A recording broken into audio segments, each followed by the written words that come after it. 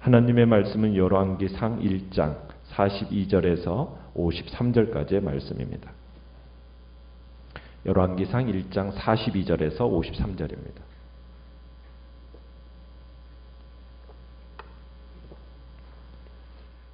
열왕기상 1장 42절입니다.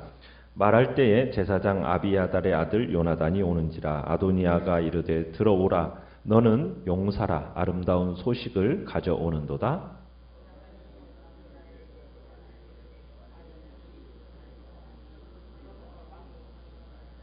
왕께서 제사장 사독과 선지자 나단과 여호야다의 아들 분하야와 그렛 사람과 블렛 사람을 솔로몬과 함께 보내셨는데 그들 무리가 왕의 노새에 솔로몬을 태워다가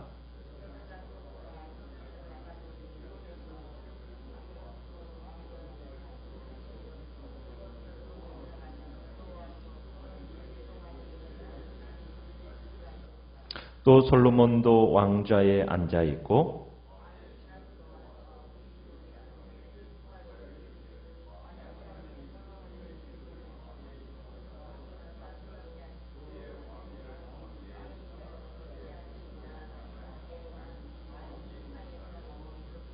또한 이르시기를 이스라엘의 하나님 여호와를 찬송하리로다. 여호와께서 오늘 내 왕위에 앉을 자를 주사 내 눈으로 보게 하셨도다 하셨나이다 하니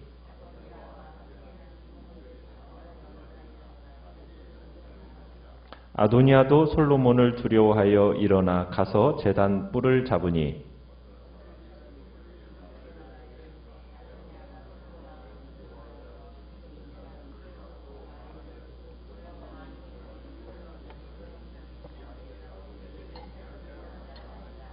솔로몬이 이르되 그가 만일 선한 사람일진데 그의 머리털 하나도 땅에 떨어지지 아니하려니와 그에게 악한 것이 보이면 죽으리라 하고 사람을 보내어 그를 제단에서 이끌어 내리니 그가 와서 솔로몬 왕께 절하매 솔로몬이 이르기를 내 집으로 가라 하였더라. 아멘. 오늘 말씀의 제목은 성공할 수 없는 계획, 실패할 수 없는 계획이라는 제목으로 말씀을 나눕니다. 아도니아가 다윗이 노새한 틈을 타서 그의 권위를 무시하고 자기 마음대로 왕이 되려 했죠. 아도니아가 계략을 꾸며 스스로 왕이 되고자 했던 겁니다. 다윗의 결심이 있기 전까지 다윗은 아도니아는 마치 자기가 거의 이스라엘이 왕이 된 것처럼 이렇게 생각을 했습니다. 그러나 다윗은 정확한 분별력으로 이스라엘의 다음 왕을 누구로 세웠습니까? 솔로몬으로 세웠죠. 하나님의 계획대로 솔로몬이 왕위에 오르게 된 겁니다. 그러자 아도니아는 이제 이스라엘의 왕이 아니라 왕위를 훔치려는 도둑이다라는 사실이 드러나고 말죠. 다윗 왕은 제사장 사독, 선지자 나단, 그리고 장군 분하야 이들로 하여금 솔로몬을 왕의 노새에 태우고 기온 샘으로 가서 이제 솔로몬에게 기름을 붓고 이스라엘의 왕으로 삼게 합니다. 그리고는 뿔나파를 불면서 솔로몬 왕을 위해서 만세를 부르도록 시키죠. 솔로몬을 왕으로 임명하는 신앙적인 예식을 행하게 한 겁니다. 그리고는 그들은 이제 다윗 왕이 분부하는 대로 이제 솔로몬을 왕 즉위식을 거행하게 되죠. 그리고 그 장면을 바라보던 모든 백성들은 이제 새로운 왕이 된 이 솔로몬을 보면서 만세를 부르고 피리를 불면서 크게 기뻐하는 장면을 우리가 봤습니다. 자, 그런데 아도니아가 왕이 되려고 하는 곳과 솔로몬이 왕으로 기름을 부음을 받은 곳은 그렇게 멀지가 않았어요. 지금 아도니아가 있는 곳은 엔로겔 근방 소헬렛 돌곁이라는 곳인데 그곳에서 사람을 불러다 놓고 장차 자기가 왕이 될 것을 자축하고 있었던 것이 아도니아였고 그 추종자들이 멀리서 들려오는 그 뿔나팔 소리, 백성들의 환호 소리를 듣고서는 도대체 이것이 무슨 소린가 하면서 이상하게 생각을 하고 있었습니다. 그때 42절에 보면은 누가 오고 있습니까? 제사장 아비아달의 아들 요나단이 오고 있었어요. 이 요나단이 와가지고 그들에게 뭐라고 이야기를 하냐면 다윗 왕이 솔로몬을 왕으로 지명했습니다. 그리고 그 결과 지금 솔로몬이 기름을 부을 받았다는 사실을 알리죠. 그 순간 아도니아와 요압은 이 자기들의 반역이 끝장났다는 사실을 깨닫게 됩니다. 그래서 49절에 가보시면은 아도니아와 함께한 손님들이 어떻게 했어요? 거기에 참여했던 손님들이 놀라서 다 도망가 버리고 맙니다.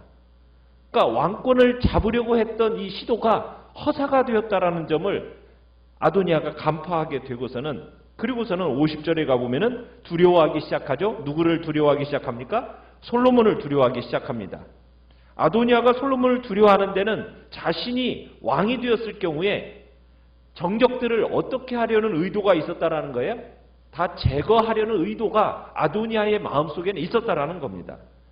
자, 그런데 자신의 모반의 계획이 무의로 끝나버리니까 이제는 아도니아가 보복당할 것을 두려워해서 죽임을 당하지 않기 위해서 어디로 도망치죠? 50절에 가보면은 성소로 도망을 칩니다. 그곳에서 뭘 붙잡았다고요? 제단 뿔을 잡고 있습니다. 자, 성소의 제단 뿔을 잡는다라는 의미는 뭐냐면 하나님의 도우심을 구한다라는 의미예요. 그러니까 성전 제단의 뿔을 잡는 사람은 살인자가 아닌 이상 죽이지 못하게 되어 있습니다. 이스라엘 백성에게 있어서 성소라는 곳은 안전을 보장받을 수 있는 곳으로 여겨졌기 때문인데요. 그래서 아도니아는 왕의 권력을 지닌 이 솔로몬이 자기를 칼로 죽이지 않겠다라고 맹세하기를 구합니다. 51절에 그렇게 하죠. 맹세하라고. 오늘 자기를 칼로 죽이지 않겠다고 맹세하라고 지금 요구를 합니다. 사실 솔로몬이야 하나님이 자기를 왕으로 세우신 이날에 자기 형제를 죽일 생각이 있었겠습니까? 없었겠죠. 그래서 아도니아를 지켜보겠다 하면서 살려줍니다. 솔로몬은 아도니아가 한 일의 전모를 알기 전에는 그를 일단 집으로 돌려보냈어요. 솔로몬은 이 아도니아의 간청을 무시하고 대신에 이렇게 말을 하죠. 52절에 보면은 당신이 한 일에 대해서 정당하게 내가 판단할 것을 약속합니다. 그러면서 당신이 선한 사람이라면, 사회적 위치에서 합당하게 행동을 행했다면 당신은 살게 될 거고, 사회 질서를 파괴하려는 행위를 했다면 당신은 처벌을 받게 될 겁니다 하면서 당신의 행위를 살펴보고 그 일을 이제 하겠다라는 지금 얘기를 합니다. 이제부터 아도니아가 이제 전적으로 근신하면서 살게 된다면, 근신하면서 살면 살 수 있게 됩니다. 그렇지만 다시 고개를 쳐들고 교만하게 행하면 죽을 수밖에 없다라는 이야기를 하게 되는 겁니다. 자, 그런데 아도니아가 어떤 일을 벌이게 됩니까? 결국에는 다시 잘난 체 하다가 솔로몬의 손에 죽게 되죠. 어떻게 보면 교만한 자의 말로입니다. 우리가 볼 때 솔로몬의 즉위는 그렇게 쉽게 이루어지지 않았습니다. 오히려 아도니아가 이스라엘의 실세들을 다 공모해가지고 이스라엘 전체를 도둑질하려는 그 순간에 다윗의 바른 판단, 다윗의 그 결심으로 지금 솔로몬의 즉위가 이루어지게 된 겁니다. 탐욕을 부리던 자들은 바로 그날부터 몰락하기 시작했죠. 이게 하나님의 법칙입니다. 아도니아를 우리가 한번 살펴보면요, 마치 자기가 왕이라도 된 듯이 허세를 부렸는데 결국에는 자기 자신을 뭐라고 표현을 했느냐면 51절에서 그런 얘기를 하죠. 솔로몬 왕이 오늘 칼로 자기 종을 죽이지 않겠다고 내게 맹세하기를 원하노라.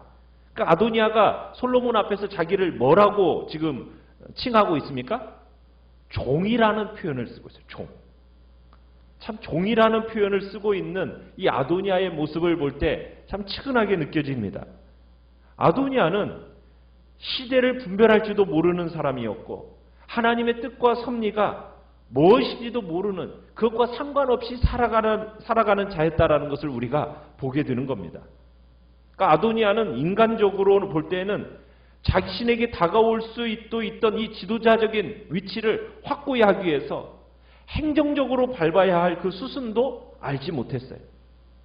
이스라엘의 왕위가 어떤 질서를 따라서 세워져야 되는가, 이걸 전혀 알지 못했던 사람이 아도니아입니다.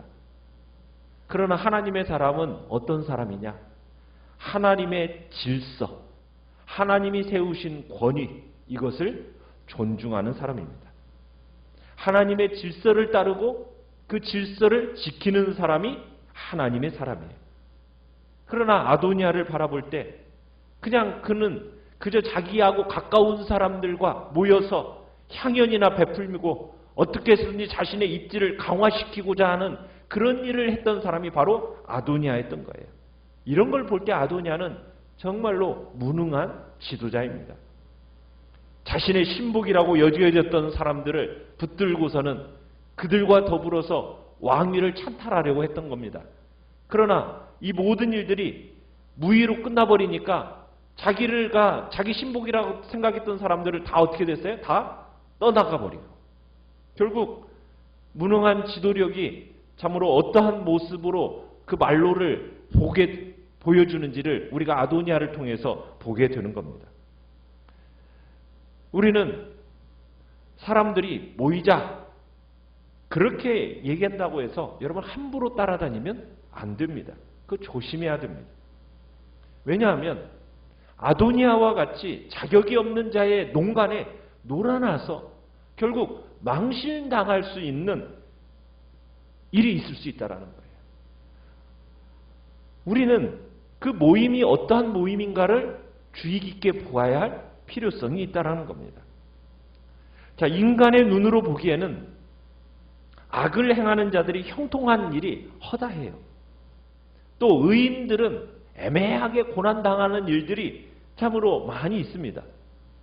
우리는 이런 사실을 보면은 낙심하지 않을 수가 없어요. 악인들은 형통하고 의인들은 애매히 고난당하고, 그러면은 여러분 그 악인들의 형통함이 얼마나 지속될까요? 영원하지 않습니다. 그 형통함이라는 것은 잠시일 뿐이에요. 아도니아의 형통이 그런 거였어요. 일시적인 거였습니다. 그러나 그 형통함이 결국에는 일시적으로 끝나고 나서 오히려 고통으로 다가온다는 것을 우리가 보게 되는 거예요.